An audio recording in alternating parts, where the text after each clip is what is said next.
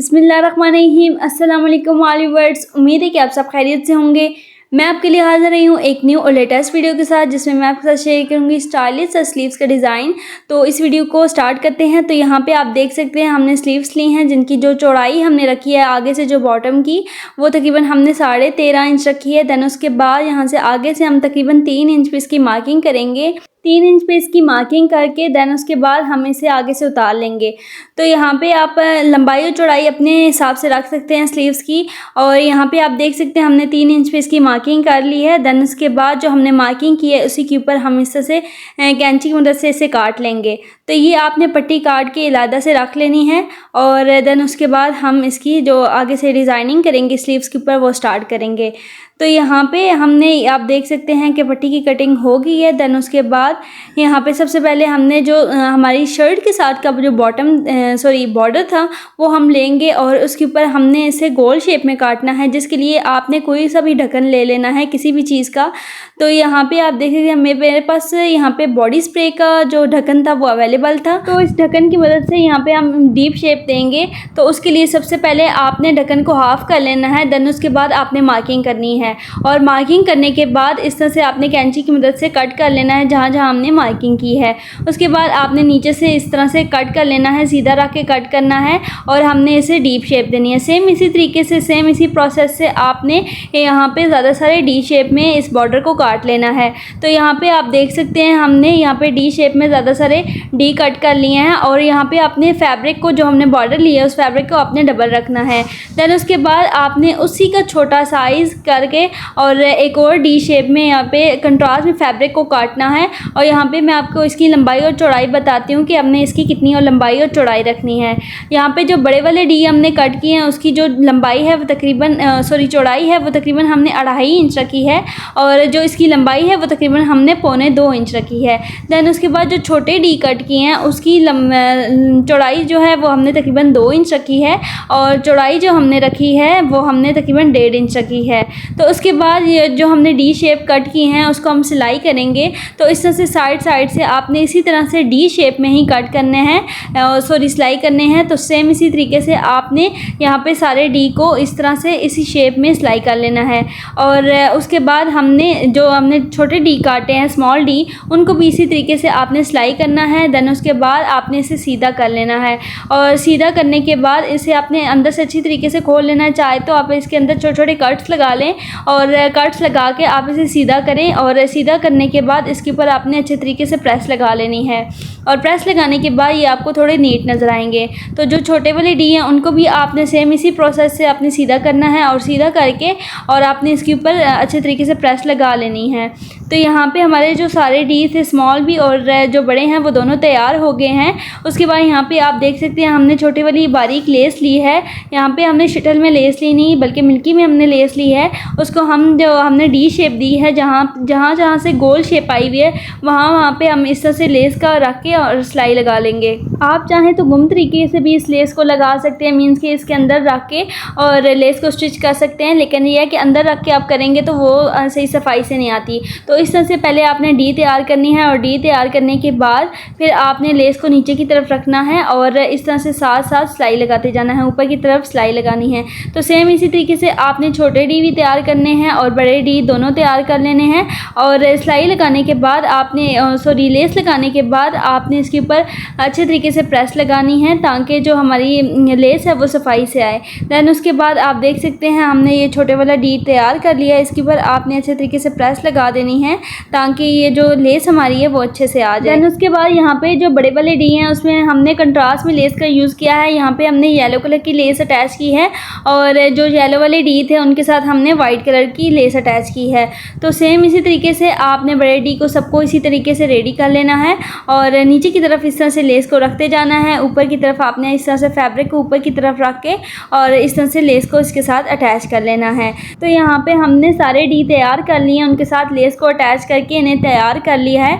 और इस तरह से हम इसकी शेप कुछ रखेंगे, मीन्स के जो बड़े वाले हैं वो नीचे की तरफ रखेंगे, उसके ऊपर हमने इस तरह से छोटे वाले रख के और स्लीव्स के साथ अटैच करने हैं। तो इस तरह से रख के हम इसकी डिज़ाइनिंग करेंगे।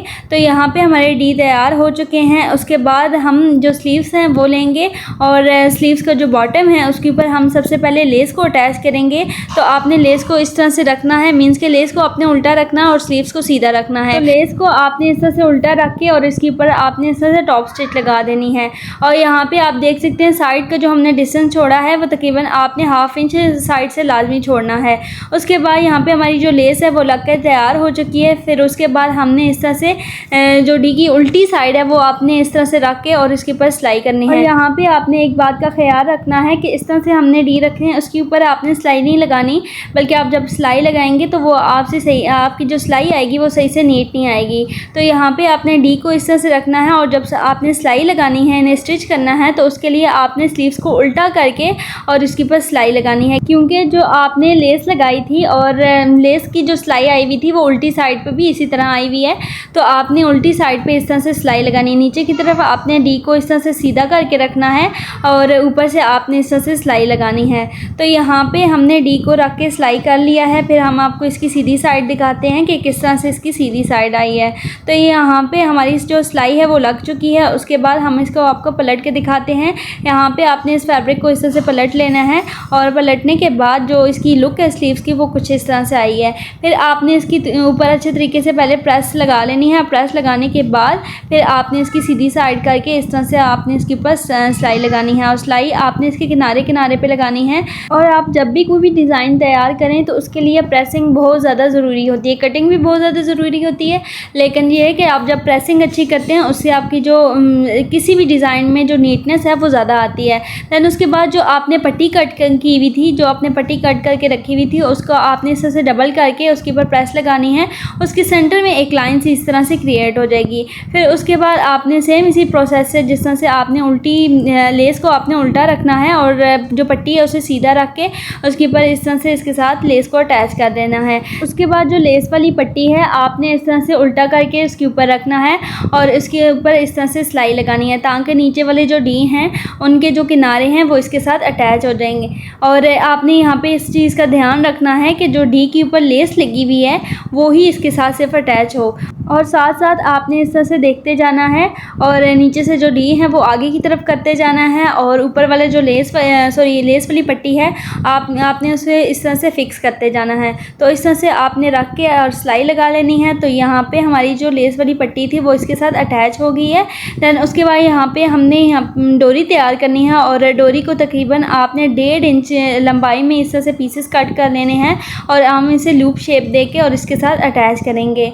तो अटैच करने के लिए सबसे पहले आप देख सकते हैं इसके सेंटर में हमने एक लाइन बनाई थी, इससे की मदद से उसी के ऊपर आपने इसके साथ साथ रख के और सिलाई करना है ताकि आपके जो डोरी लूप्स हैं वो बिल्कुल सीधे सीधे आएँ। तो इस तरह से आपने इन्हें लूप शेप में रखते जाना है, इस तरह से साथ साथ रखते जाएँ और इस तरह से सिलाई लगाते जाएँ।